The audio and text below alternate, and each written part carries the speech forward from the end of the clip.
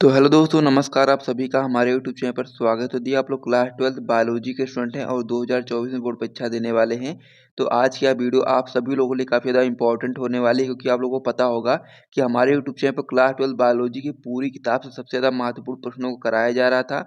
उसकी सीरीज में हम लोग अभी तक पार्ट नंबर 4 तक देख चुके थे और आज आपका पार्ट नंबर 5 होने वाला है।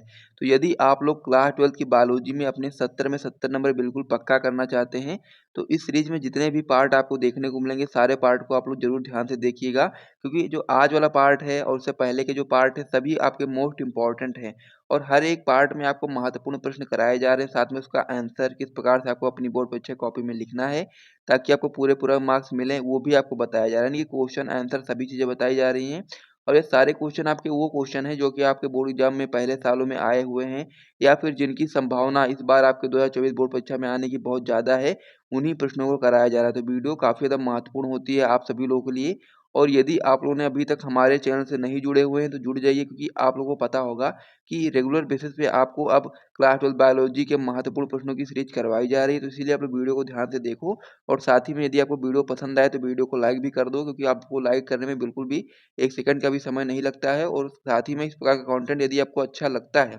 तो आप लोगों को लाइक करने में कोई भी संकोच भी नहीं करना चाहिए, यदि आपको पसंद आता है।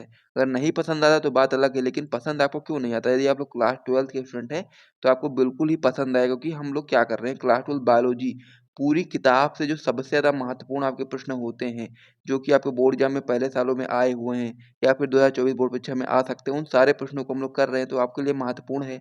तो इसीलिए आपके लिए महत्वपूर्ण है, तो आपको इसमें ज़रूर इंटरेस्ट होना चाहिए। यदि आप लोग अपनी क्लास 12th की बायोलॉजी में 2024 बोर्ड एग्जाम में बहुत ही अच्छा स्कोर करना चाहते हैं, फिर 70 में 70 नंबर बिल्कुल पक्का करना चाहते हैं, तो आप लोग इस सीरीज को अच्छे तरीके से फॉलो करो। इससे पहले के जो 4 पार्ट हैं, यदि आप लोगों ने अभी तक उसे नहीं देखा है, तो पार्ट नंबर 5 यानी कि जो आज का वीडियो है, आज के इस वीडियो को देख लो, उसके बाद फिर जो पिछला वाला पार्ट है सारे, उन सभी को आप लोग जाकर के देख लेना। तो ये सारी चीज़ें आप लोग समझ गए होंगे। तो चलिए अब हम अपने वीडियो को शुरू करते हैं। तो वीडियो को शुरू करने से पहले मैं आपको बताना चाहता हूँ कि यदि आप लोग चाहो तो आप लोग हमारे टॉपर ग्रुप में ज्वाइन हो सकते हैं। एक सब्जेक्ट का जो टॉपर ग्रुप का प्राइस है वो मात्र ₹100 रखा गया है फिलहाल के लिए। इसका प्राइस फिलहाल आपके लिए मात्र ₹100 रखा गया है। वैसे इसका प्राइस ₹199 एक सब्जेक्ट का, जिसमें आपको क्या मिलता है? जिसमें आपको मिलता है क्लास 12 बायोलॉजी के ऑल चैप्टर का नोट्स, प्लस में इम्पोर्टेंट क्वेश्चन आंसर्स, जो कि आपके बोर्ड एग्जाम 2024 के लिए बहुत ही ज़्यादा महत्वपूर्ण होते हैं, ठीक है?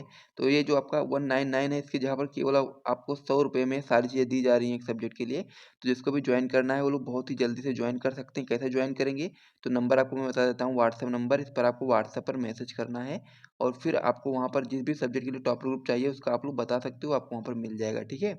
ये आपका नंबर हो जाता है। फिलहाल के लिए मात्र ₹100 में दिया जा रहा है, लेकिन यदि आप लोग लेट करेंगे तो फिर बाद में इसका प्राइस इंक्रीज होकर के 199 हो जाएगा। तो इसीलिए जितनी जल्दी हो सके आप लोग लेना चाहें तो ले सकते हैं, अगर नहीं लेना चाहते हैं तो आप लोग यूट्यूब पर वीडियोज़ को देख कर के अच्छे तरीके से तैयारी कर सकते हैं। तो ये सारी चीज़ें आप लोग समझ गए होंगे। तो चलिए अब हम अपनी वीडियो की बात कर लेते हैं। तो हम लोग इस वीडियो में बात करने वाले क्लास 12 बायोलॉजी बोर्ड एग्जाम 2024 की तैयारी हम लोग कर रहे हैं, और किस प्रकार से आप लोग बायोलॉजी में 70 में 70 नंबर बिल्कुल पक्का कर सकते हैं, उसी को ध्यान में रखते हुए क्लास 12 बायोलॉजी की पूरी किताब से सबसे ज़्यादा महत्वपूर्ण अति लघु उत्तरीय प्रश्न हम लोग कर रहे थे। इसमें अभी तक हम लोगों ने part first, part second, part third, part fourth, इस प्रकार से आपके 4 पार्ट हम लोगों ने इससे पहले देख लिया है। और यदि आप लोगों ने इस वीडियो को नहीं देखा है तो इस वीडियो को देखने के बाद आप लोग जाकर के उसे देख लेना। आज आपका होने वाला है पार्ट नंबर 5, जो कि बहुत ही ज़्यादा महत्वपूर्ण होने वाला है। तो इसीलिए आप लोग इसको बिल्कुल भी मिस नहीं कर सकते हैं, और साथ ही में वीडियो के अंत तक आप लोग बने रहिएगा। हर एक क्वेश्चन को अपनी कॉपी में नोट करिएगा, साथ में उसका आंसर भी किस प्रकार से आपको अपनी बोर्ड परीक्षा 2024 में लिखना है, वो भी आपको यहाँ पर नोट कर लेना है। तो ये सारी चीज़ें आप लोग समझ गए होंगे। तो चलिए अब हम लोग बढ़ते हैं अपने पार्ट नंबर 5 पर, और उसमें जितने भी महत्वपूर्ण प्रश्न हैं उसको देखते हैं। ये सारे प्रश्न हम लोग पिछली वीडियोज़ में कर चुके हैं, तो यदि आप लोगों ने उस वीडियोज़ को नहीं देखा है, तो आप लोग इस वीडियो को देखने के बाद उसे जाकर के ज़रूर देख लीजिएगा। तो आइए अब हम लोग देखते हैं आपका जो पार्ट नंबर 5 है उसमें जो पहला प्रश्न है वो कौन-सा है। तो पार्ट नंबर 5 का जो पहला प्रश्न है वो आपका है, न्यूक्लियोसाइड्स तथा न्यूक्लियोटाइड्स में अंतर बताइए। ये काफ़ी ज़्यादा महत्वपूर्ण प्रश्न हो जाता है, इसीलिए मैं यहाँ पर एक पेन उठा लेता हूँ और यहाँ पर BVI का टिक लगा देता हूँ कि ये क्वेश्चन जो आपका है बहुत ही महत्वपूर्ण है। कौन सा क्वेश्चन है आपका? न्यूक्लियोसाइड तथा न्यूक्लियोटाइड्स में अंतर बताइए। महत्वपूर्ण क्वेश्चन है। तो इसका उत्तर आप लोग इस प्रकार से बताओगे। क्या बताओगे? सबसे पहले आप लोग हेडिंग लगाओगे न्यूक्लियोसाइड्स की एक तरफ, और एक तरफ आप लगाओगे न्यूक्लियोटाइड्स की। न्यूक्लियोसाइड्स में आप लोग पहला पॉइंट बताओगे कि यह दो अणुओं नाइट्रोजनी क्षारक तथा पेंटोस शर्करा से बनता है, यानी कि जो आपका न्यूक्लियोसाइड्स होता है वो आपका दो अणुओं से मिलकर के बनता है। एक अणु आपका होता है नाइट्रोजनी क्षारक तथा दूसरा आपका होता है पेंटोस शर्करा। तो ये आपका पहला पॉइंट हो गया न्यूक्लियोसाइड्स में। अब वहीं पर हम लोग न्यूक्लियोटाइड्स की बात करें तो न्यूक्लियोटाइड्स में आपका जो पहला पॉइंट होता है आपका हो जाता है कि यह तीन अणुओं नाइट्रोजनी क्षारक पेंटोस शर्करा तथा फास्फेट से बनता है, यानी कि जो आपका न्यूक्लियोसाइड था वो आपका दो अणुओं से मिलकर के बनना था। एक आपका था नाइट्रोजनी क्षारक तथा दूसरा था आपका पेंटोस शर्करा। वहीं पर यदि हम लोग न्यूक्लियोटाइड्स की बात करें तो ये आपका तीन अणुओं से मिलकर के बनता है, जिसमें आपका पहला हो जाता है नाइट्रोजनी क्षारक, फिर आपका हो जाता है पेंटोस शर्करा, उसके बाद फिर आपका हो जाता है फास्फेट। तो इस प्रकार से एक एक पॉइंट कंप्लीट हो गया और महत्वपूर्ण पॉइंट है। अगला पॉइंट इसमें आप लोग बता सकते हैं कि यह क्षारीय प्रकृति के होते हैं, यानी कि जो न्यूक्लियोसाइड्स होते हैं ये आपके क्षारीय प्रकृति के होते हैं। वहीं पर यदि हम लोग न्यूक्लियोटाइड्स की बात करें तो ये आपके अम्लीय प्रकृति के होते हैं। तो ये भी पॉइंट आपका कंप्लीट हो गया। आगे आप लोग बताओगे कि ये न्यूक्लियोटाइड्स के घटक हैं, यानी कि जो न्यूक्लियोसाइड्स होते हैं वो न्यूक्लियोटाइड्स के घटक होते हैं। आगे इसमें आप लोग बताओगे न्यूक्लियोटाइड्स में कि ये न्यूक्लिक अम्ल, ऊर्जावाहक तथा सह एंजाइम के घटक हैं। ये किसके घटक हैं? तो आप लोग बताओगे कि ये न्यूक्लिक अम्ल, ऊर्जावाहक तथा सह एंजाइम के घटक हैं न्यूक्लियोटाइड्स। तो इस प्रकार से न्यूक्लियोसाइड्स और न्यूक्लियोटाइड्स में जो अंतर था मैंने आपको बता दिया है। इसे आप लोगों ने कॉपी में नोट कर लो, फिर हम लोग अगले क्वेश्चन की ओर बढ़ते हैं। अगला जो हमारा इसमें क्वेश्चन हो जाता है ये भी आपका इंपॉर्टेंट क्वेश्चन होता है, तो इसलिए आप लोग इस पर भी इंपॉर्टेंट का टिक लगा लेना है। क्वेश्चन आपका हो जाता है प्रोकैरियोटिक तथा यूकैरियोटिक डीएनए में अंतर बताइए। तो आप लोग उत्तर बताओगे कि प्रोकैरियोटिक जो डीएनए होता है के साथ हिस्टोन प्रोटीन जुड़े नहीं रहते, यानी कि जो आपका प्रोकैरियोटिक डीएनए होता है उसके साथ हिस्टोन प्रोटीन जुड़े नहीं रहते हैं। वहीं पर यदि हम लोग यूकैरियोटिक डीएनए की बात करेंगे तो इसके साथ हिस्टोन प्रोटीन जुड़े रहते हैं। आगे आप लोग बताओगे कि जो आपका प्रोकैरियोटिक डीएनए होता है वो आपका वृत्ताकार होता है, जबकि आपका यूकैरियोटिक जो डीएनए होता है आपका रेखीय होता है। तो इस प्रकार से प्रोकैरियोटिक तथा यूकैरियोटिक डीएनए में कुछ इंपॉर्टेंट चीजें थी जो मैंने आपको अंतर के रूप में बता दी हैं। आप इसे याद कर लीजिए, यदि क्वेश्चन आपकी बोर्ड परीक्षा में आता है तो आप लोग आराम से बता सकते हो। आगे जो हमारा क्वेश्चन होने वाला है ये भी महत्वपूर्ण क्वेश्चन होने वाला, जो कि आपका हो जाता है डीएनए एवं आरएनए में क्या अंतर है। तो हम लोग को डीएनए और आरएनए में अंतर बताना है, इंपॉर्टेंट क्वेश्चन है ये भी। तो इसका उत्तर आप लोग इस प्रकार से बताओगे कि डीएनए में डीऑक्सीराइबोस शर्करा होती है तथा इसमें थाइमीन पाया जाता है, जबकि हम लोग आरएनए की बात करेंगे तो आरएनए में आपका राइबोस शर्करा उपस्थित होती है तथा थाइमीन के स्थान पर यूरेसिल पाया जाता है। तो दोनों पॉइंट इंपॉर्टेंट है। डीएनए में क्या होता है, डीऑक्सीराइबोस शर्करा पाई जाती है और साथ ही में थाइमीन पाया जाता है, जबकि आरएनए में राइबोस शर्करा पाई जाती है और थाइमीन की जगह पर यूरेसिल पाया जाता है। तो इस प्रकार से ये भी क्वेश्चन कंप्लीट हो गया है। तो इसे भी आप लोग अपनी कॉपी में नोट कर लो, फिर हम लोग अगले क्वेश्चन की ओर बढ़ते हैं। अब हमारा अगला क्वेश्चन हो जाता है कि डीएनए में पाई जाने वाली 4 न्यूक्लियोटाइड इकाइयों के नाम लिखिए। हम लोग को डीएनए में पाई जाने वाली 4 न्यूक्लियोटाइड इकाइयों के नाम हम लोग को बताने हैं।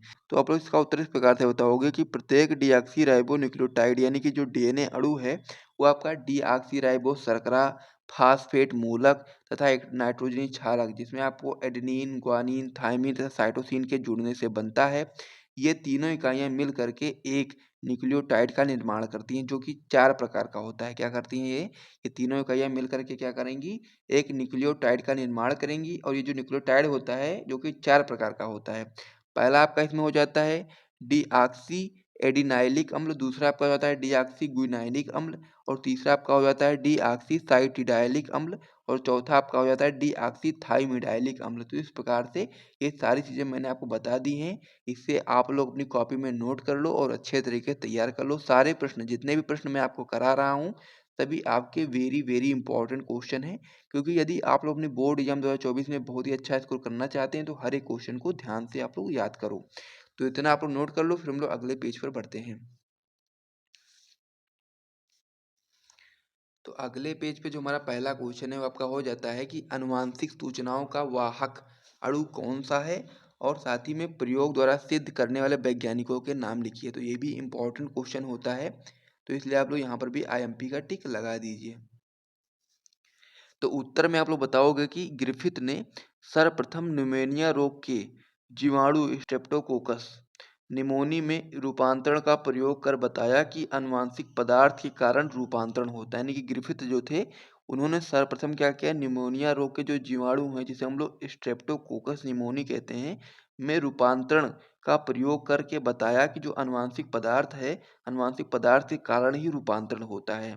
तथा बाद में एवेरी, मैकलियार्ड एवं मैकार्टी ने जीवाणु में रूपांतरण प्रयोग द्वारा सिद्ध किया कि जो डीएनए है, डीएनए ही एक आनुवांशिक पदार्थ है। तो इस प्रकार से आनुवांशिक सूचनाओं का वाहक जो अणु है वो आपका क्या है, डीएनए है। तो इस प्रकार से ये चीज़ें जो थी मैंने आपको समझा दी हैं। तो इससे आप लोग अपनी कॉपी में नोट कर लो, फिर हम लोग अगले क्वेश्चन की ओर बढ़ते हैं। अब हमारा अगला क्वेश्चन हो जाता है कि न्यूक्लियोटाइड्स में पाई जाने वाली दो शर्कराओं के नाम एवं सूत्र लिखिए। तो न्यूक्लियोटाइड्स में पाई जाने वाली दो शर्कराएं आपकी निम्नलिखित हैं। पहला आप लोग बताओगे डी ऑक्सी राइबोस शर्करा और दूसरा आपका हो जाता है राइबोस शर्करा। अब डी ऑक्सी राइबोस शर्करा का जो सूत्र होता है आपका हो जाता है C6H10O4 और जो आपका राइबोस शर्करा होता है इसका जो सूत्र हो जाता है आपका हो जाता है C5H10O5। ठीक है, तो इस प्रकार से डीऑक्सीराइबोस शर्करा और राइबोस शर्करा के बारे में आपने जान लिया कि जो न्यूक्लियोटाइड में पाए जाने वाली दो शर्कराएं हैं वो आपका पहला होता है डीऑक्सीराइबोस शर्करा, दूसरा होता है राइबोस शर्करा।